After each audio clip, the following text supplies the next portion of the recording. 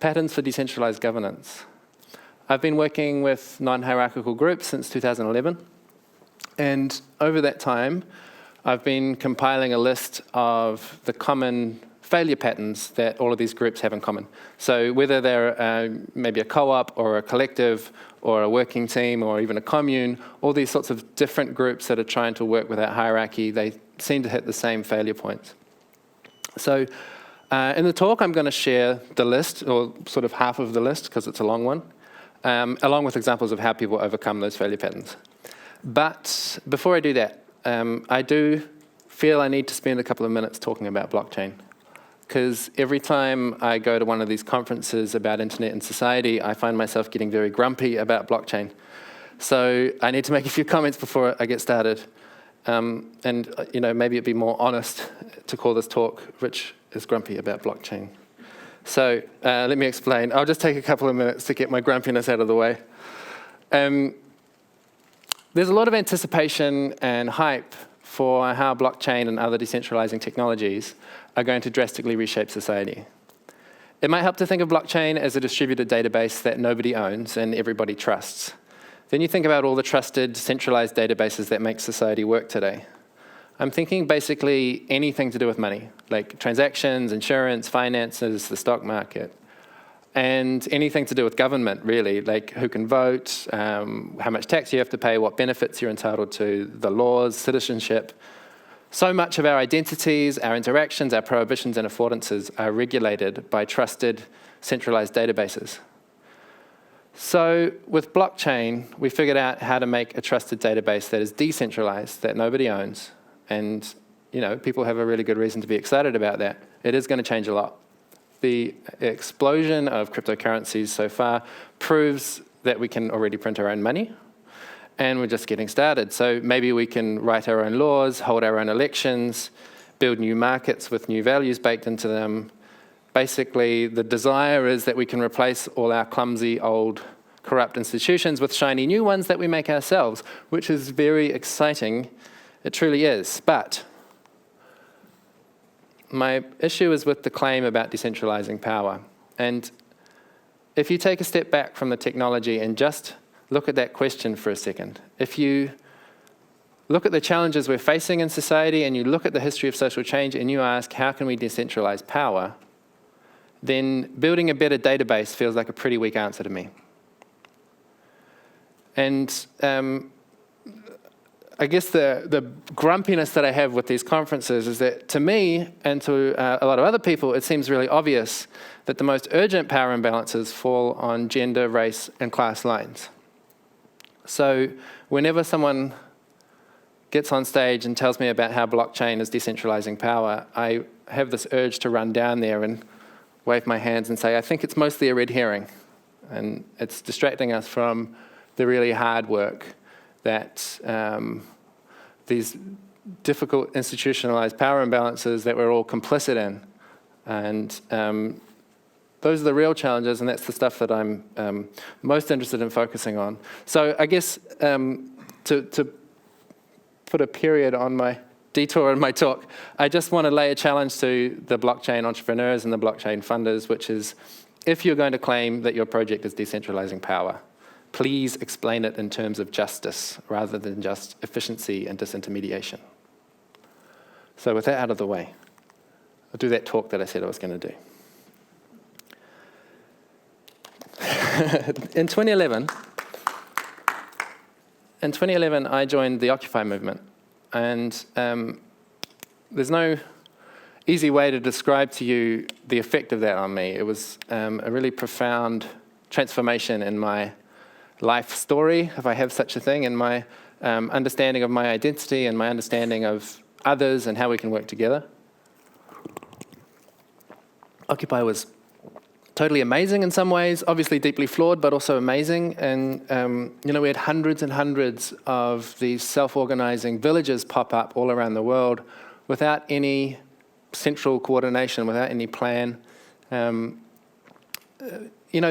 content of the camp for me was like people eating and educating and entertaining each other with no money changing hands. It was just like It was like a little mini utopia for a few weeks there.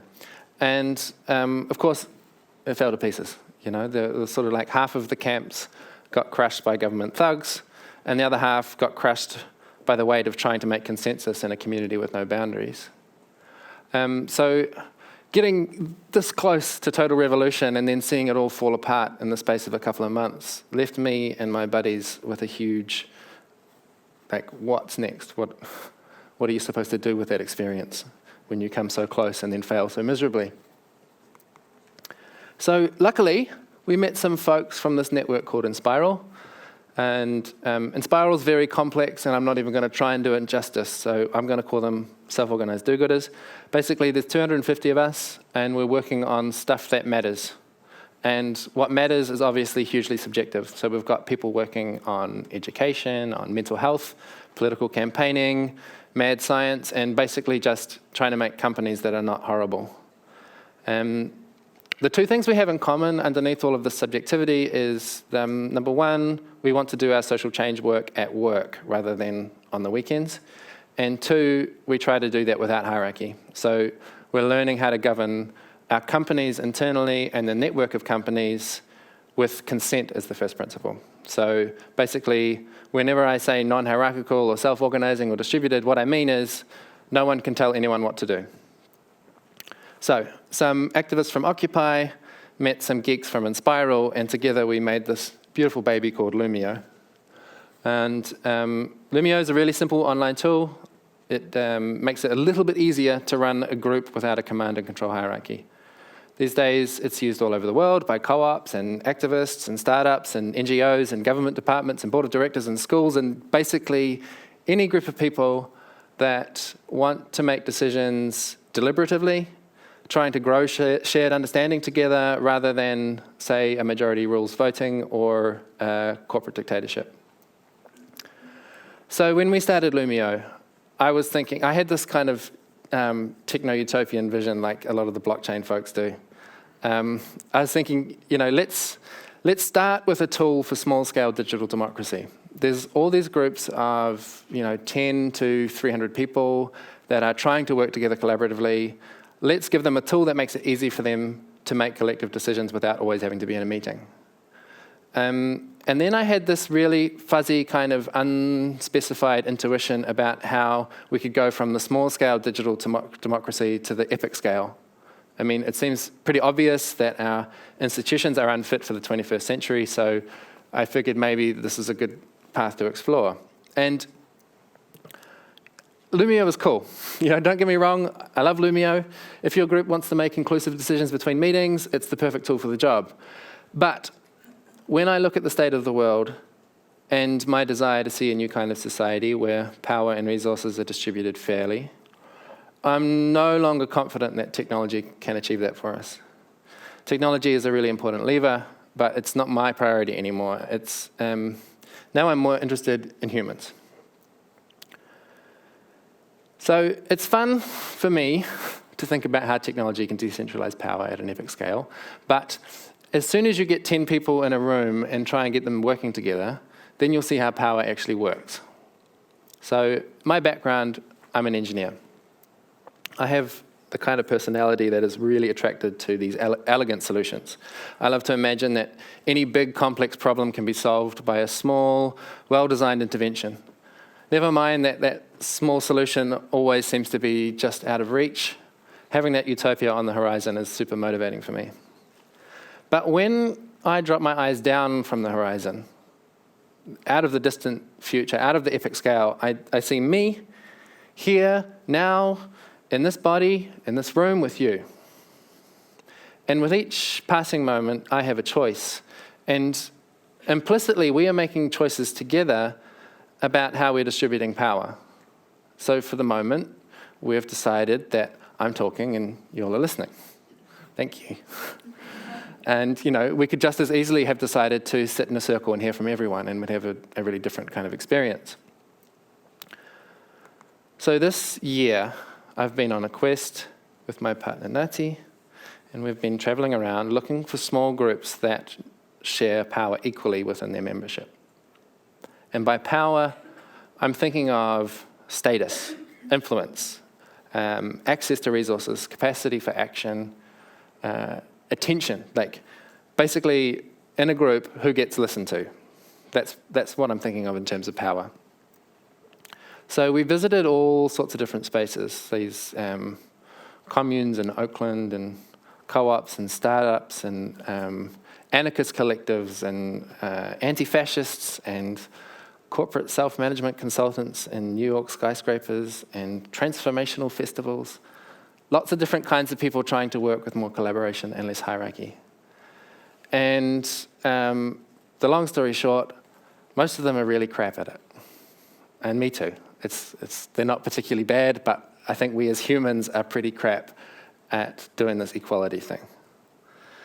So, over the last 6 years, I've worked with dozens of self-governing teams within Enspiral and hundreds of teams, especially in East Asia and the US and now in Europe.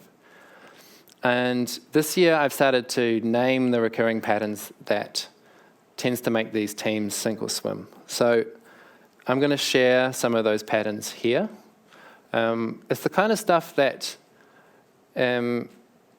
sinks in a lot better through experience than through hearing about it. So this is like a trailer for a workshop we're hosting tomorrow morning where you can actually get to experience some of these non-hierarchical ways of organizing. I'll share details about that at the end. So this notes thing is interesting, isn't it? So the first thing, this is what makes a group succeed or what makes it fail. Sort of revolves around this first pattern, I call it. So let's say you're starting a new project, it's a co-op or some kind of collective, and you've said, we're going to be non-hierarchical, we're going to be distributed, decentralized, yada, yada, yada. And it feels really good to say that, and it's easy to say that, but the problem is we're all steeped in hierarchy from the moment we're born, in your family, in your school, in your workplace, in your relationship with the state, in your relationship with gender or race, or all sorts of different experiences we have in the world train us into these hierarchical relationships. So then when you say we're going to be non-hierarchical, you actually have a project to unlearn these instincts that have been baked into you from birth. And what's been really obvious in our travels is that the groups that are doing the best at this stuff are the ones that invest the most into culture building. Like by that I mean unlearning old habits and building new ones within that small group. So how do you build culture? I asked that question in Portland, Oregon, and someone yelled out, fermentation, which I thought was the best answer I've ever heard. And practically, how do you ferment a group of people? We do it with retreats. So at least once a year, preferably twice, if possible, getting the whole group out of the office, out of the city, out of whatever the day-to-day project is, and into a little temporary utopia for 3 or 4 days, where you can actually start practicing what it's like to live on a new set of norms, a new set of behaviors, a new set of expectations about each other. Second one's really big too. This is kind of it's important as a consequence of the hierarchies that we were raised in. So when you want to coordinate a bunch of people, you've got people with very diverse motivations, and you want to coordinate them, you want to focus them so they're all pointing in the same direction. The easy way to do that is with force. You maybe have a boss who just tells everyone which way to face, or you use some nice combination of like bribery and punishment to get people lined up. But if you don't want to use force, then suddenly you're dealing with people's intrinsic motivations. Like, what is it? When I wake up in the morning, I'm free to do whatever I want at Loomio. I'm free to do whatever I want at Enspiral. But how do we get that to all add up to something greater than the sum of its parts? My intrinsic motivations are all these weird, squishy things like belonging and purpose and autonomy and mastery. And dealing with that stuff is really subtle emotional work. And to keep a group in harmony requires a great deal of this emotional work. I often say when people ask me about the limitations of consensus that consensus only works to the degree that people care about each other. So one of the consequences of these hierarchies we were raised in, namely patriarchy, is that this thing called care labor tends to be distributed unfairly. So all kinds of groups, super common, you'll find that there's usually 1 or 2 people, they're usually women, doing almost all of the work of caring about people. So they're doing this, like anticipating a conflict before it gets out of hand, pulling someone aside and having a conversation with them so they can come back into the group smoothly. Or they're doing the pragmatic stuff of organizing the greeting card when your dad's in hospital or whatever. These little subtle gestures of consideration for the other people that keep building this group identity. This like totally fundamental, crucial work, this gravity that holds a group, tends to be invisible and centralized on 1 or 2 people, and then those 1 or 2 people usually get really frustrated, they burn out and they leave, at which point the group kind of loses its groupiness and it disintegrates. So one of the things that I credit, Loomio's been doing non-hierarchical management of a software company for 6 years now, and it's still around, so to that extent that it's a success. One of the things that I really credit for that success is that we systematically distribute the care labor. So when we have our planning meetings about what work needs to happen, looking after people's feelings counts as work that needs to be done, like watering the plants or getting the snacks does as well. And we have a system, we call it stewardship. It's like a peer-to-peer support system. So everybody in the collective, and now we're nearly done with everyone in the Enspiral network, has one trusted support person that they know is going to be responsible for checking in with them regularly and giving them care if they need it.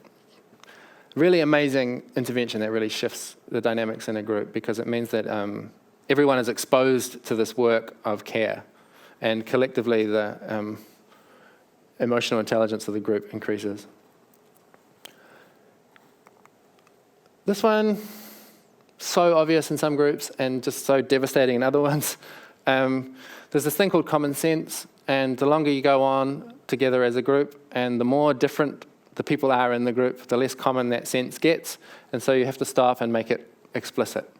So norms being like, this is how we are here, this is what's expected of you, these are your responsibilities, and boundaries which are like, this is what we don't do here, we don't think it's funny to make racist jokes, or whatever your hard line is, and what are you gonna do when someone gets to that line. Just making that stuff explicit really, it cuts across a lot of cultures, especially New Zealanders have this kind of British thing of not talking about a lot of stuff, and so we've got all these weird taboos, and so we always have to keep bringing stuff back to the surface and dealing with it honestly. Similarly, this issue of power, I've never ever met a group of people that share power equally. It's a great intention to aim for, and I'm going to keep aiming for it, but I've never seen it actually achieved. So I'd just like to be honest about that in a group and say, hey, look, how's the power? How's the weather? Who's got it? How do I get it? How do we share it around? Can we maybe take turns with that job so everyone gets a go? Or maybe we can have some kind of mentoring system so the new person can start to pick up the skills of the person who's been around a lot longer. But basically, first you need to cut through the taboo of talking about power. There's so many groups that we've visited on this trip that claim to be horizontal and decentralized, and we go in and just see, it's like, okay, so you're actually calling the shots and everyone's just being nice around you. So many groups are destroyed on this expense of making inclusive decisions. And I mean, that's the basic theory of why we built Loomio, is to make inclusive decisions a little bit cheaper. The idea that you can make a collective decision, so you can ask everyone in your group, what do you think about such and such proposal, and build consensus and agree it together. Yes, this is what we're going to do, and this is why we're going to do it. To do that in an asynchronous online space means that people can participate in their own time. When they're finished with Facebook, they can switch over to Loomio and participate in their collective governance. It just shifts the kind of economics of doing collective governance. There's probably other ways to do it too. I just kind of have to plug Loomio.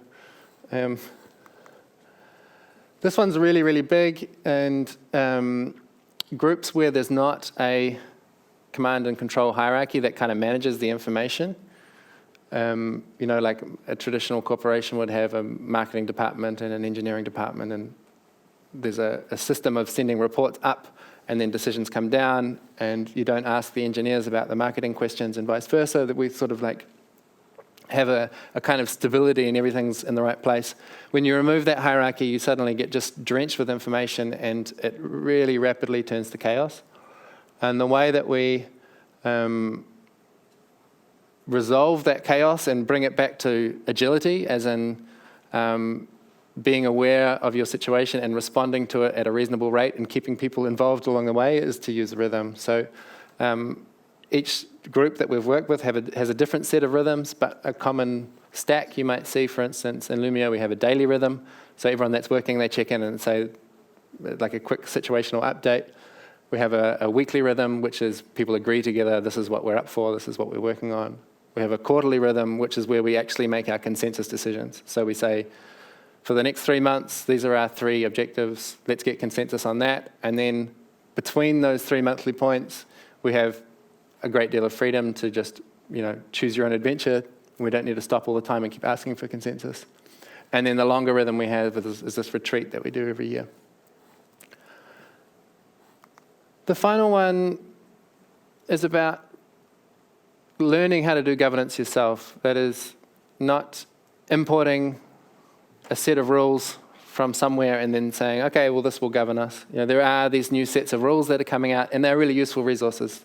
Things like holacracy, sociocracy, agile, scrum, blah, blah, blah. There's these like new stacks of laws to try and govern a decentralized group, and they're good fodder for stimulating your designs, but I think groups really start to thrive when they learn how to write their own guides, their own policies, and start to get that lived experience of the trade-off and the difficulty of actually trying to make, trying to do negotiation and governance. Like it's never clean and easy. And when people have an appreciation of those trade-offs, they tend to participate a lot better in the decision-making processes. So like I said, that's a really dense, I know, and really high-level summary of about years and years and years of experience of what goes wrong in groups. And for a more spacious, like an experiential version of that stuff and some more, tomorrow we're hosting a workshop at the Dublin Food Co-op. There's a few seats left, so if you want to come, please do register. And I think that just to, you know, put a bow on it, I'm hopeful, and I am seeing progress that we can start to solve these really difficult human problems at a small scale. Like I think we can learn how to really do peer-to-peer commons governance. I'm seeing these little glimpses of it happening, and I'm hopeful that if we have those teams functional, then when we start doing these big interventions like getting rid of the government, perhaps those interventions will actually bend towards justice rather than just towards efficiency. But on the other hand, if we can't get a team of 10 people to distribute power fairly, then I don't have a great deal of hope for what's going to happen when we get rid of the state. And my last comment is just to make a list of decentralized projects that are actually doing really cool stuff, that care about social justice, that are worth paying attention to, so that I'm not a complete downer on the decentralizing technology. That's all. Thank you.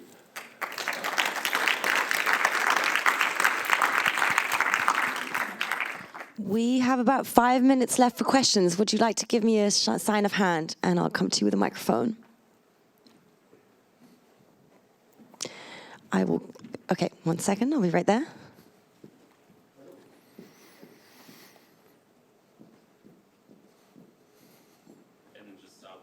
No, because the people in the stream won't be able to hear you, or on the video recording. Here. These are very interesting projects for small communities which are driven by like a purpose or something they care about. How do you see chances of big corporations taking some of your ideas into consideration for the next 10, 20 years? Yeah, it's really interesting. One of my projects seems to be, like I accidentally discovered, seems to be reporting from the business sector into the activist sector, because it's actually in the world of business that they're getting the hang of self-organizing. I think there's more resources, there's more R&D, whereas you look at movements like Occupy and they only last for a short time, and so they make these great advances, but then there's no institutional memory. So much of what we've learned as we've designed our own structures has come from the business world, and my job is to translate it into social justice terms and deliver it to progressives and anarchists. I mean, it's just more efficient, it's more resilient, it's more fun, it's just a better way to work, but it's kind of new, so there's a lot of R&D to do. We've been using Loomio. It started about 2 years ago, but more intensively in the last 3 months, Irish community living. One advantage which I looked for in it is that when you're dealing with communities, you make a decision at a meeting, and then you think about it outside in the door or pub afterwards, and you make a better decision in the pub, maybe, but no one knows. The thing I like about the Loomio is that it enables a community to follow its decisions and actually say, this is what we decided. It's very important that everyone knows what's happening, and Loomio does that for us. Thank you. I appreciate the comment. I should say, at the stage we're at now, because we're kind of digital natives, we actually make all of our important decisions on Loomio. Like, we have big meetings, and then the decision's actually finalized a few days later online, because different stuff, you get different dynamics in the online space. People are more deliberative, more considerate, they're more prepared to step aside from their emotion and consider the view of the others and so on. So it's not something that I recommend every group just switch on, like get rid of meetings and do everything online, but it has very different dynamics that, for me, I prefer working that way. Probably a time, eh? That's on the dot. Time's up. Thank you so much, Richard. Let's have another big round of applause. I thought that was a really great, inspiring talk. Thank you.